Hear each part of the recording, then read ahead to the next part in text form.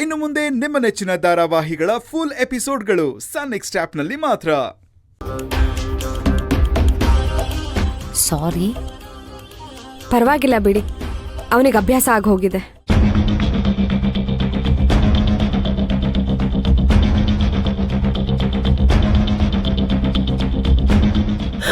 ಅಲ್ಲ, ದೇವಸ್ಥಾನಕ್ಕೆ ಅಂತಂದ್ರೆ ಊರಿಗೆ ಮುಂಚೆ ರೆಡಿ ಆಗ್ತಾ ಇದ್ದಂತ ನನ್ನ ಹೆಂಡತಿ ಇನ್ನೂ ಪತ್ತೆನೇ ಇಲ್ವಲ್ಲ? ಸುಮತಿ, ಸುಮತಿ, ಸುಮತಿ.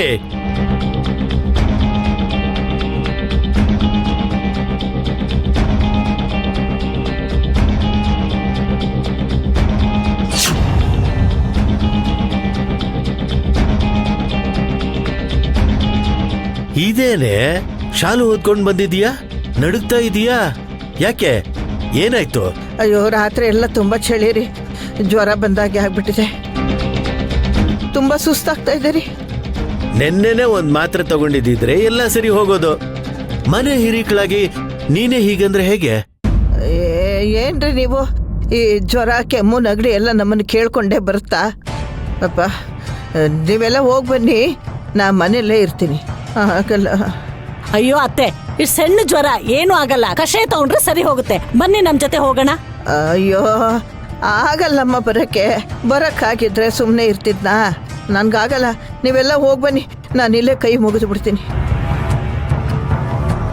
ನನಗೆ ಸ್ವಲ್ಪ ವಿಶ್ರಾಂತಿ ಬೇಕಮ್ಮ. ನಾ ಮನೇಲಿ ಇರ್ತೀನಿ, ಚಳಿ ತಡೆಯೋಕ್ಕಾಗ್ತಾ ಇಲ್ಲ. ತಾತ, ಅಜ್ಜಿ ಜೊತೆ ಬೇಕಾದ್ರೆ ನಾನಿರ್ತೀನಿ. ಪಾಪ ಅವ್ರನ್ನ ಒಂಟಿಯಾಗಿ ಬಿಟ್ಟು ಹೋಗೋದು ಚೆನ್ನಾಗಿರಲ್ಲ.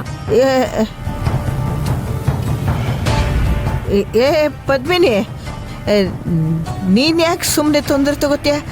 ಶುಭ ಕಾರ್ಯಕ್ಕೆ ಹೊರಟಿದ್ದೀರಾ, ಹೋಗಿ ಬನ್ನಿ. ನನಗೇನು ತೊಂದರೆ ಆಗಲ್ಲ, ನೀನೇನು ಯೋಚನೆ ಮಾಡಬೇಡ. ಏನು ಈಗ ಹೋಗಿ ಸಾಯಂಕಾಲ ಬಂದ್ಬಿಡ್ತೀರಲ್ಲ?